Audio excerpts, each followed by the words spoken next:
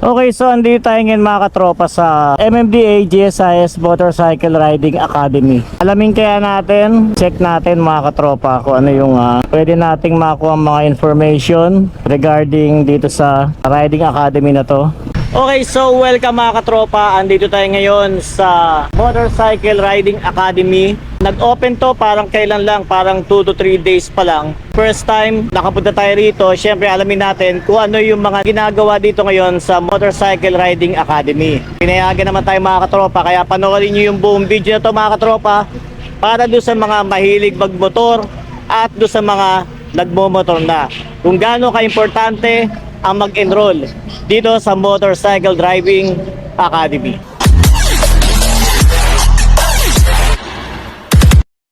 So welcome mga katropa, andito tayo ngayon sa Motorcycle Driving Academy. Kasama natin dito si Sir. Pangalan po nila Sir?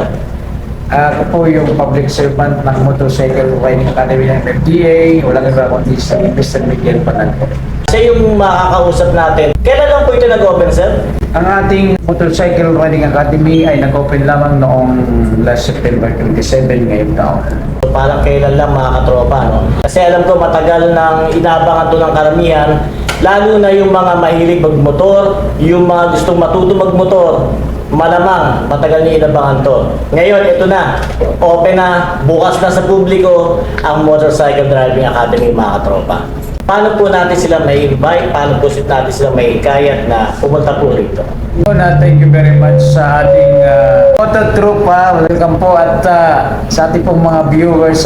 Masasabi kong pamasko dahil this is a free 2-day seminar po na binibigay po ng ating MMDA Motorcycle Riding Academy. Ito naman, pupunta naman namin ni Sir yung mismo na training ground dito para pakita sa atin kung paano nagaganap yung training dito mismo sa Motorcycle Driving Academy.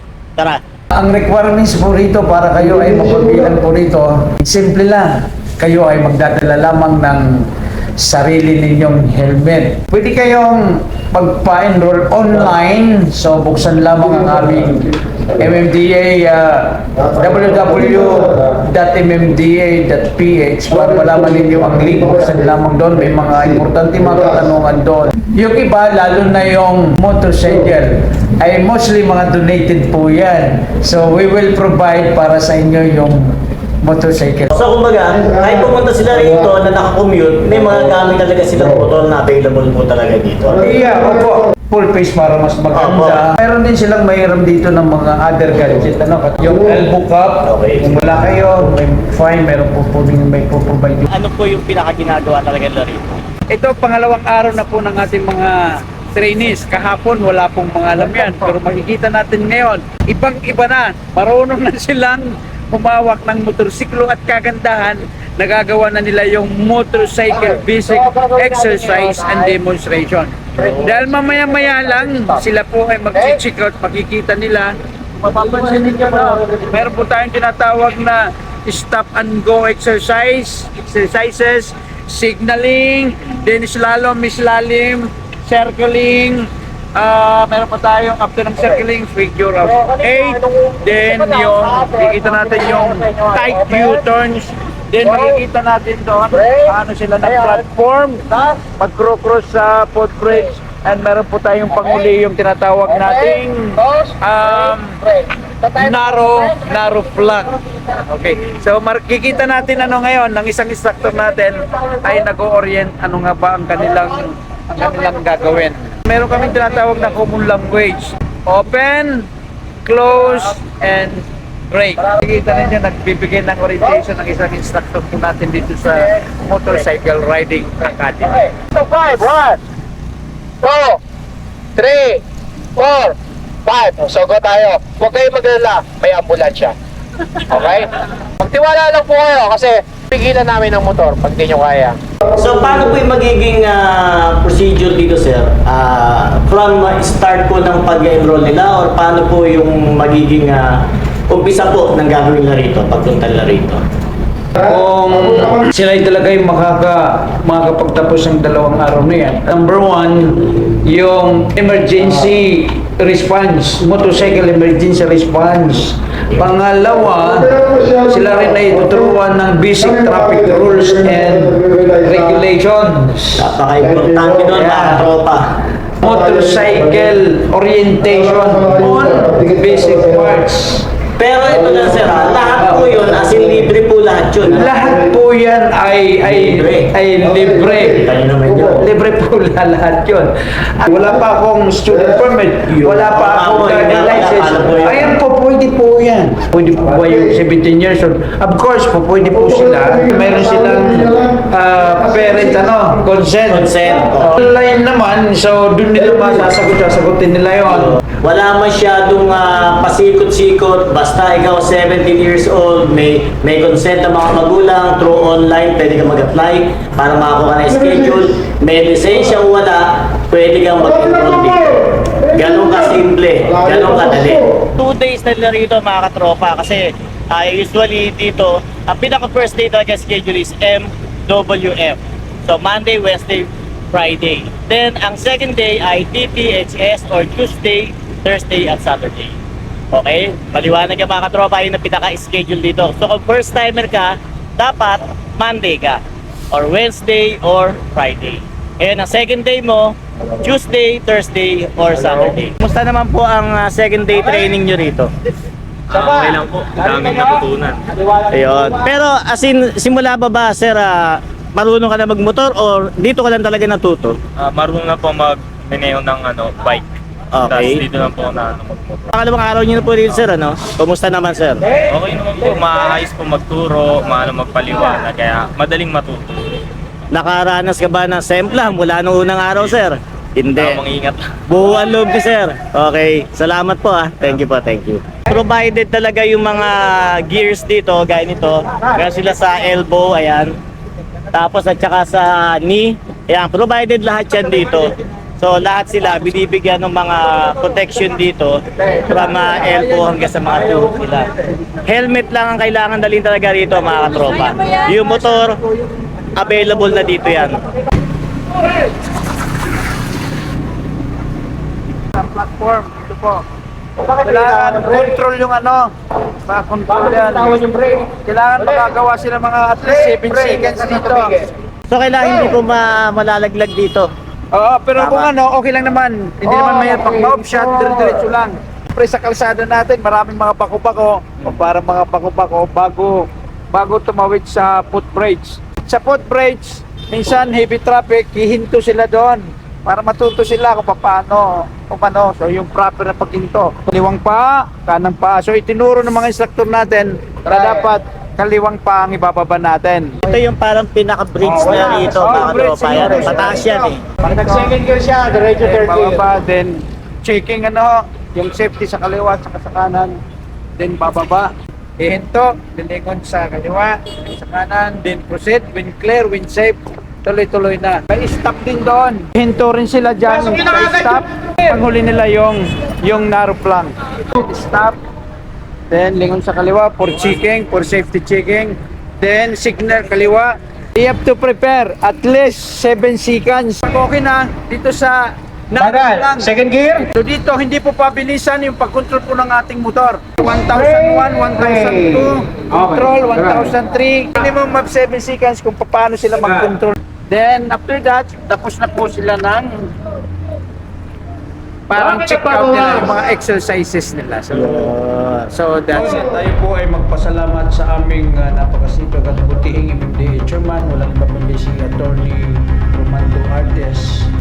Dahil ang aming pong chairman ay hindi po naniniwala na likas na walang disiplina ang mga motorcycle rider.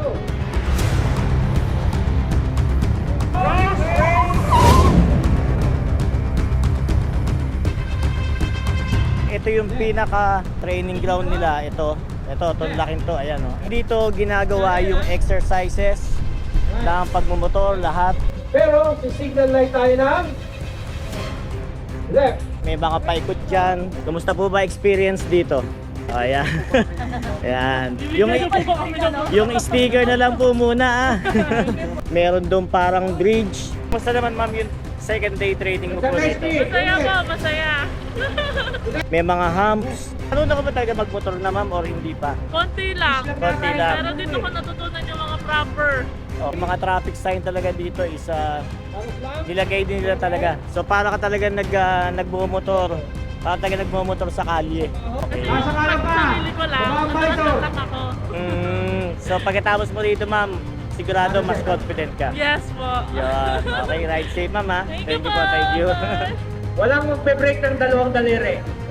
Okay, dagdagan ng speed. Masyado ko maaga ng close. Ulit.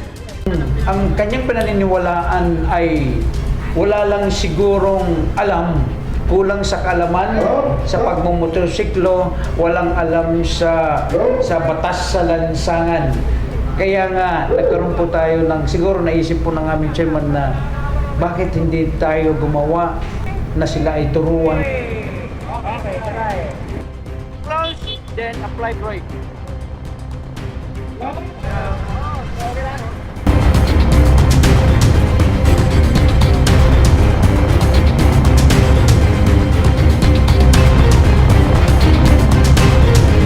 Na next step ng mga riders natin dyan na gagawin nila. Yung ginawa ni sir. So, ayan o. Nakita niyo yun? Yun ang gagayain nila.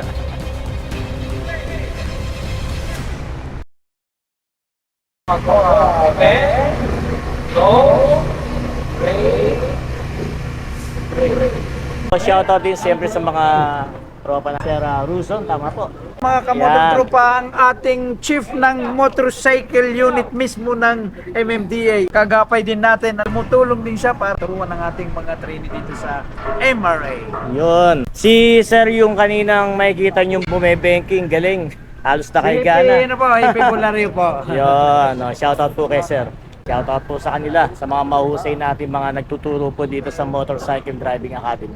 Sir, salamat po dito. Thank you rin, thank you rin. Welcome sa MRA. Ayun po mga katropa, tayo tutuloy na.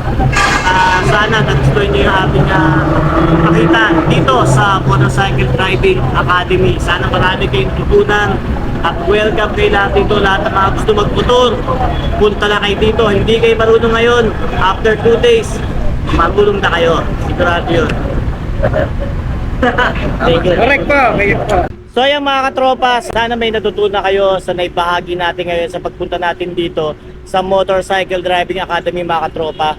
Napakalaking bagay ito mga katropa, lalo doon sa mga gusto mag-aral ng pagmotor o kahit nagmumotor ka na matagal na, marami kang matututunan dito. Dahil 2 days lang mga katropa, magaling ka na magmotor dito. Sigurado yun. Gusto ko rin magpasalamat mga katropa sa mga nagpa-unlock po sa atin dito, sa mga pumayag po sa atin dito na magawa po itong video na to para po sa kaalaman ng publiko na open na po ang Motorcycle Driving Academy. Dito po yan sa may Meralco Avenue, sa may Ortigas, Pasig mga katropa. Maraming salamat po nga pala kaya syempre kay Chief Operations Mr. Miguel E. Panal. Maraming salamat po sa sir. Napaka-accommodating ni sir. Talagang lahat pinaliwanag niya sa atin. Simula sa interview hanggang sa kasama ko siya doon sa training ground. Maraming salamat po sa sir. Kay Division Chief Mr. Antonio Pagulayan Jr. Maraming salamat din po sa inyo. Sa inyong pagpayag sa aking pag-video. Maraming salamat po sa inyo. At syempre sa ating MMDA Chairman Attorney Romando S. Artes. Maraming salamat po sa inyo sir. At napakaganda po ng inyong proyekto na nasimulan. Dahil napakarami pong matututo talaga dito, napakarami pong makikinabang at saka sigurado po na balang araw talaga pong marami ang pupunta rito dahil napakalaki na po ng riding community natin. Gawang proyekto ito mga katropa is talaga napaka-useful at talagang masabi ko na napakalaking pakinabang po nito. Pagpasok nyo po rito kahit hindi kayo marunong, paglabas nyo, buo po yung loob nyo na marunong na kayo sakali magmotor. Maraming salamat po ulit sa inyo. At syempre, sana marami po tayong natutunan ngayon sa ating video mga katropa. Hanggang sa muli, tuloy ang buhay, laban lang. At syempre, dito sa Motorcycle Driving Academy, RS, mga tropa.